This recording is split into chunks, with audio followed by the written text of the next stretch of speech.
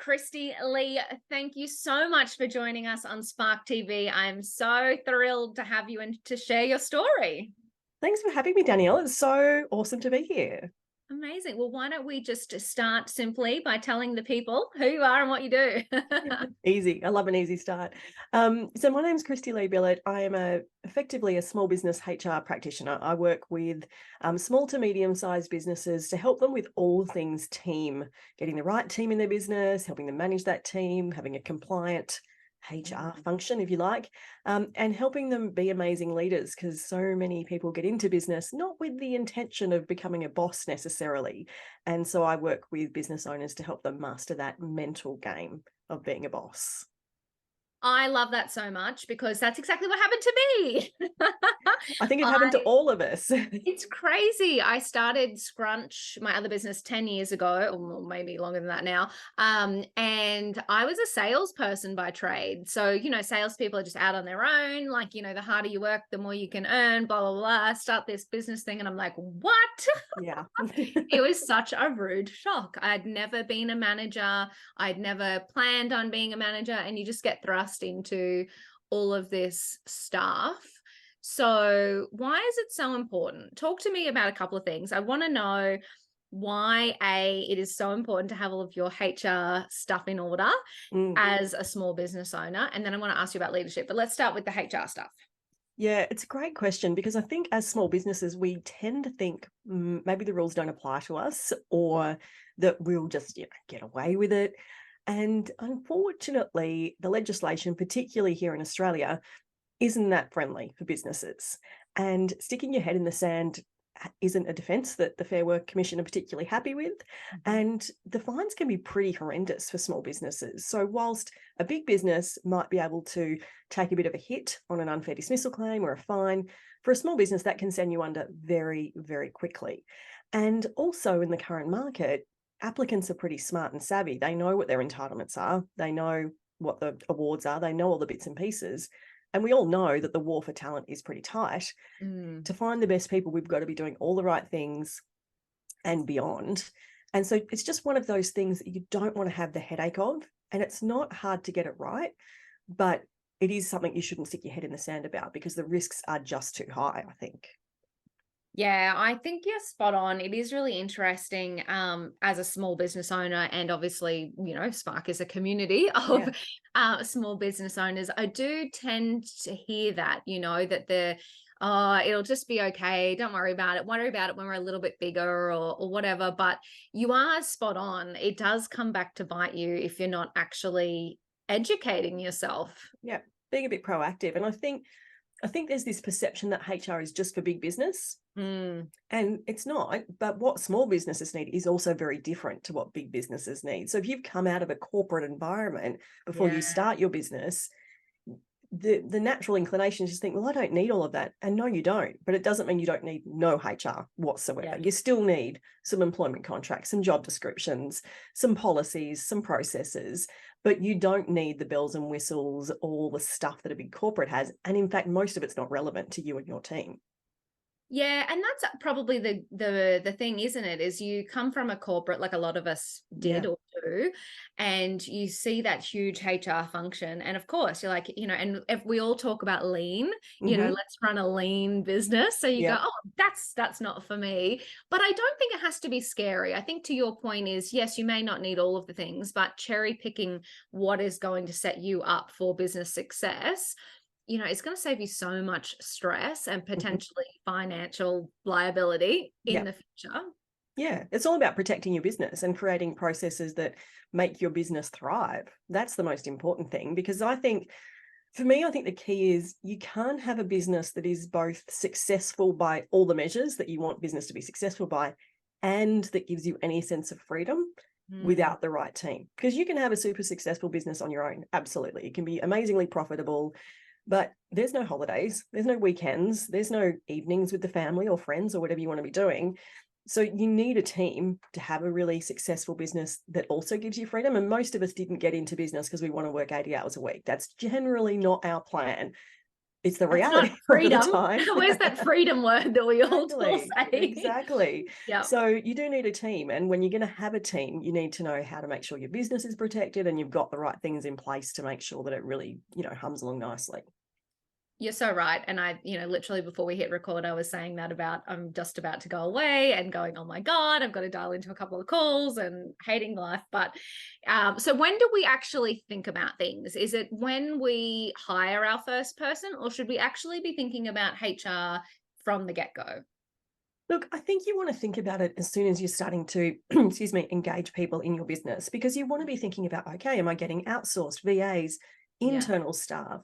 And what you're going to need around all of that is going to be very different. So, of course, you should always be thinking about it when you're planning, but that's not the reality. Let's be serious. So, if you've got an employee on your team, you want to make sure, and a direct employee who you're paying in your payroll, that's the time to start to make sure you're educating yourself, you understand your obligations, you understand all of the rules around it. And certainly as you start to build out that team, that's when you really want to get some structure. Because with 2 or 3 employees, you can wing a lot of things as long as you've got enough knowledge. When you start to get more and more staff, that's when it becomes a little bit trickier to manage if you don't have things in place, like they all want to take leave at once. Do you have a process for managing that? So, with new levels, new devils, you get all different challenges. But if you are hiring employees directly, you absolutely want to start to educate yourself at the very least to make sure that your business is protected. Yeah, I think that's such great advice. So, how did you become such a HR guru? What was your experience before you got into business? This is so funny. I think, like most people, I didn't plan to do what I'm doing now. I think that's everyone's journey, isn't it? Yeah. I studied forensic psychology at uni, so Wow, not quite cool. HR. Yeah, Yeah, super interesting. Learned how to profile serial killers, really interested so in fun. human behavior. Mm. And I sort of reached the end of my uni days and realized, oh, Australia doesn't really employ these people into jobs. Yeah, I did the same thing, but I did it with fashion design. I was like, wow, Exactly. there's no There's no career path jobs. here. Yeah. No, fabulously interesting, but no jobs. Yeah. So I was, at a loss and thought, I'm going to go do some traveling, and walked into a recruitment agency to get some temp work to Mm. lead me up to when I went traveling. And they said, oh, we're not going to find you a job. Just come and work here for us. And I said, yeah, Cool. sure, that sounds great, thinking I'd do it for 6 months or a year, and then, off I'd go. Turned out I was pretty good at recruiting, and because of my interest in human behavior, could read people very well. And so spent a bit of time in recruitment. And I'd always wanted to work for myself. I'm from a small business background. My grandfather had his own business, and I grew up in that environment. And I'm very independent and very stubborn. So there was no doubt I was always going to work for myself. And a few years into my recruitment career, I thought I can do this, on my own better in a different area and offer something very different. And so I started my first business as a recruitment agency, which was super successful. But what I found was I could hire the best possible talent for a business, but if everything that happened after that person walked in the door was broken or non-existent, things Of were going to fall over. course. Yeah. Yeah. And Yeah, and so that's because recruiters usually have like that window of like success, and it's like you can't even control that. no, we can't control what Mm. happens once someone walks in the door. And Mm. that's the bit that I wanted to help people fix. So it was probably 2010 that we branched out and became a HR consultancy. And now, this has morphed into a small business sort of HR specialist offering. But that's how I got into it. So definitely not by design. I love it. But isn't that interesting how that is the journey, right? You kind of, nobody comes out of the womb going, I will be an entrepreneur and I will specialize in XYZ. It is a bit of a trial and error sometimes, and having life experiences. It's really interesting. I find sometimes people say to me, I just don't know what the idea is. I just don't have the big thing, the idea, the plan. I was like, I'm like, over a decade into business, I still don't know what the plan is. Like, Plans are overrated. Totally. But I think that's so important to have experiences, learn from them, and take the bits that you love and apply that into your next step. So I think that the journey is actually part of the fun. And I think as entrepreneurs, we're a little addicted to doing that and morphing and changing and tweaking, sometimes too Maybe, much. maybe Yeah. I have a little ideas Yeah. list. Yeah. Shiny objects here and there. Exactly. So how did you go moving from employee to business owner? What was that sort of mindset shift and life change like for you? Really quite simple for me, because I think, Nice. well, I'd already had the inclination to do it. And what had happened was, I live in regional New South Wales, and I had been doing the big commute into the city, and that was exhausting. And so Mm, I'd secured a job locally with a very, very big name, national, international, actually, recruiter, which was great. And about 3 weeks into a senior position with them, they did a nationwide restructure mm, and said, look, we're not going to have two of these positions in this particular regional area. So there'll be one position. There's obviously two of us in the role now. The yeah. other person had been with that business for 20 years. And what had happened in that few weeks that I was with them was that I got the insight that there was a massive gap in this market that I Mm, was working in regionally. There was no one servicing a particular professional services sort of sector. So I could, and I'd very successfully built that business in the first few weeks. And I thought, well, if I can do it for someone else, I can do it for me. And mm, so, I was so early in, all I had to do was give a week's notice. And I said, look, I'm not going to go up against someone that's been with you 20 years. She's great for the job. She should take the job. I'm going to leave. And I had a week. And conveniently, I had a week where my ex-husband, who was very risk adverse, would not have been okay with me quitting a corporate job. He was away on business. Not surprising, it's an ex-husband, obviously. yeah. So whilst he was away, I quit my job. I rented an office space. I registered my company name and was in rental office space by the time he arrived back from his work trip, and Surprise. had a new business. I've got a business. Love it. So I did it in a week, and I spent that week, this is really odd given I'm not a massive planner. I wrote every process and procedure. I created all the templates I knew I was going to need to just hit the ground running. So when I walked Mm, in, and ironically, I was also adamant I had to lease an office rather than, even the thought of starting the business from home was not even in consideration. And I mm, now work from home full time and love it. Um, yeah. but I was, nope, got to be in an office and at a Funny desk how with a phone. times have changed on the old office space thing, isn't it? Hilarious. Yeah, Mm, absolutely. So for me, it was not difficult because I already had the inclination. And yeah. when the opportunity presented itself, I was just ready to jump. Mm. And that's interesting, isn't it, in and of itself? Like, when opportunities do present themselves, being ready, Yeah. it's, I think sometimes we think we've got to jump in, we've got to take big risks, but sometimes the planning phase and, biding our time and, waiting, and then, oh, there's the opportunity, and then jumping on it. There's nothing wrong with that. That's awesome. Absolutely. And I think until you get started, you could overplan things. You can really overcook Yeah. things when you're overthinking it and thinking about all the things that might go wrong or the things you need to think about. And you can really get lost in that process, I think. And if you just jump at the opportunity, you've got to get started to figure out what's going to work and what's not going to work. And until you're in it, you don't know for sure, I think. Oh my God, I couldn't agree more. There's so many assumptions Mm. that I made going into business that were completely wrong, Yeah. and I can't tell you, even over the last decade, how many things we've rewritten, right? Yeah. Things change, so policies have to change or processes have to change.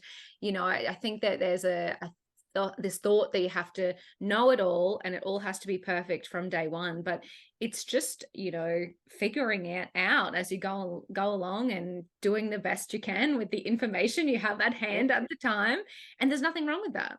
No, that's perfectly normal and actually the best way to do things, I think. I think if you want it to be perfect before you start, you're never going to get started. Yeah, I so agree. I just keep telling people, just do it. What's the Yeah. worst that can happen? You'll be right back here where you were. It's all good. Yeah, exactly. Exactly right. You got to get started.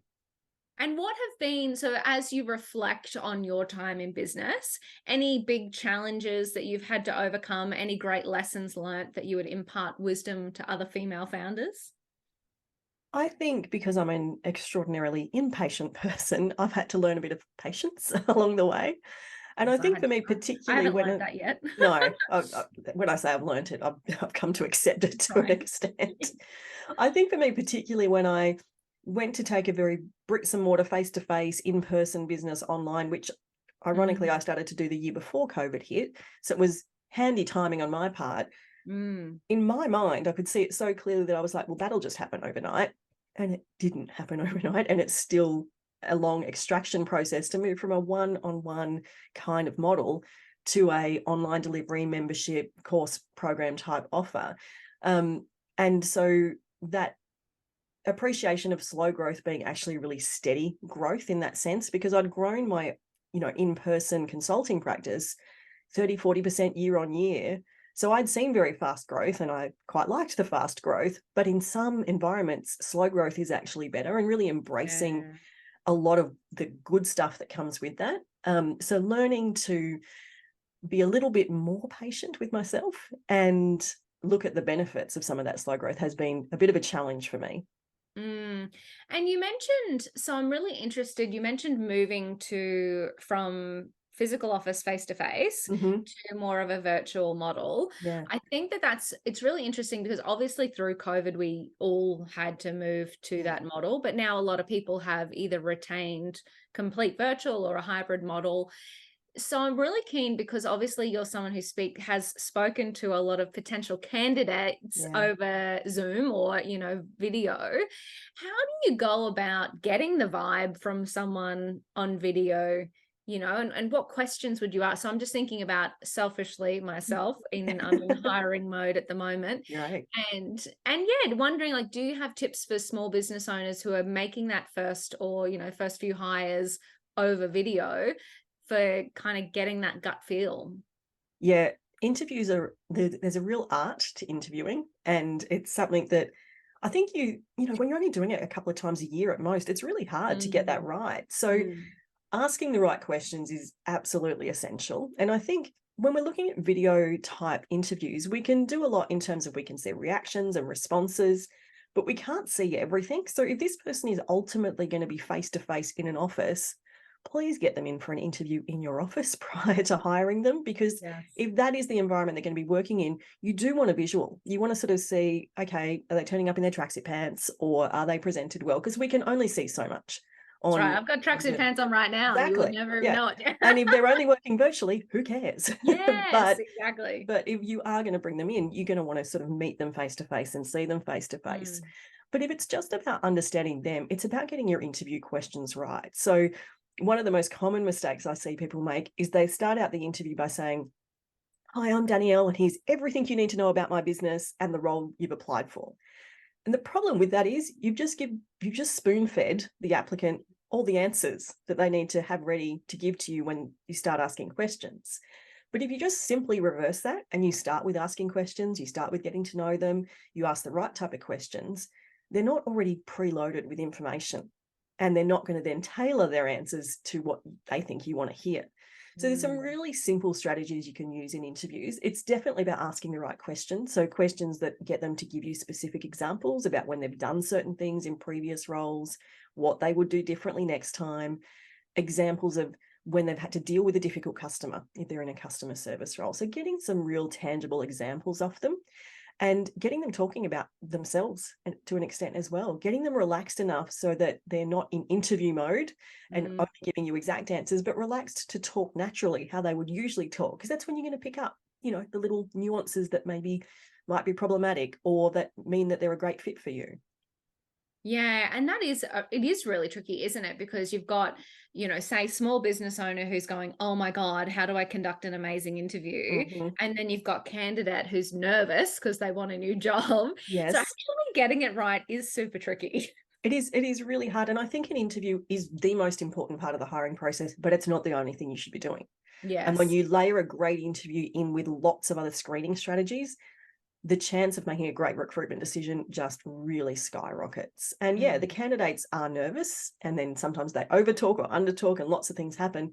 But also candidates are really smart these days, and they're often very well prepared with pre-scripted answers. So you really, part of it is almost trying to trick them up to get some actual realness. Exactly. Yeah. And it is so funny because I remember, so this might be taboo, but back in the day, once I'd gotten down to the last couple of people, I would actually take them out for a wine, because I was kind of like, you know what, if I'm spending 8+ hours a day in the office, so that was when we were in the physical office with you, I want to be with people that I can actually have a real conversation with. And I think I was speaking to a leadership person about how, there was this time we went through as employers calling people family and how toxic that is. I don't like it. No. So not quite to that extent, but I was like, we need to be good humans. And, when times get tough, I need to know that, we're going to be able to talk things out and just appreciate each other on a human level. And I used to find that I was like, well, if I can't sit and have a glass of wine with you for 30 minutes, then you're probably not my vibe. I actually don't mind that recruitment strategy. I quite like it. And because I think if that's your culture, if you're going to be the kind of business that is going to have Friday drinks, for example, then is this a fit, And I think it's no different to taking someone out for a coffee, really. Yes. In that sense. So yeah, totally. Well, we might start with a coffee for the interview and then I'd follow up with the wine. Onboarding week is a wine for sure. That's right. That's exactly right. Oh, I love it. I love it. Amazing. So, okay, I'm just sort of thinking through small business owners, going through the interview process. When you said, as a recruiter, it was really challenging to then, once you'd placed an amazing candidate into a small business or any business, were there any things that, we mentioned obviously the formal HR things like the appropriate job description, contracts, processes, procedures. What does actually set a candidate up for success in those first couple of weeks when coming into a small business? Good onboarding is absolutely essential, and we are bad at it. We're really, really bad at it. Big business and small business are both bad at it. But what we forget is we offer someone a job and they say, great, I'd love to join you. And then it might be like 4 weeks that they've got to give notice, or there's a period of time before they start. And what happens, particularly in this current market, is they're getting other offers. Maybe they're getting a counter offer from their current employer. They've got recruiters contacting them on LinkedIn saying, hey, I've got all these amazing offers for you. They've got other job applications they've had out in the wings that are now coming to them. They're a little bit, in limbo. They've resigned from their position. They know they're joining us, but if we're not communicating with them from that point on, it's very easy for them to get lost. So onboarding starts from that moment, because so often what happens is we go, great, they're starting on the 6th of December. Cool, we'll get everything ready before then. And we're in the background getting the IT stuff sorted, making sure we've got everything ordered for them, but we're not communicating with them. So they don't know that we're excited that they're coming. They don't know that we're getting everything planned. So you've really got to start that onboarding then. But, obviously the big part of onboarding starts the moment they walk in the door on day one or log in on day one. And if we get the onboarding right, the chance of retention skyrockets, well over 50% increase in retention rate if you get your onboarding right. Wow. And onboarding is not about giving them the policy manual to read on day one and that's it. Yes, I want them to approve the policy. Is it about swag? Because I feel like swag's cool. I like swag. We're all competing with the, Shopify and the big guys who've got the desk full of t-shirts and mugs and all of the things. Onboarding is at its core making someone feel comfortable in the workplace and excited to be there. That's really all it is at its core. So making sure they've met everyone on the team, virtually or otherwise, making sure they understand where they fit in this whole big picture and where all the moving pieces are going, understanding where to go if they need to order something, what the appropriate processes and protocol are, who they need to talk to about what different things. And for every business, obviously that process is going to look different. But if you can make someone feel comfortable in the environment, comfortable in their role, comfortable in the team, they're going to be much more productive, much more quickly. And so there's a whole range of layers you can load into that.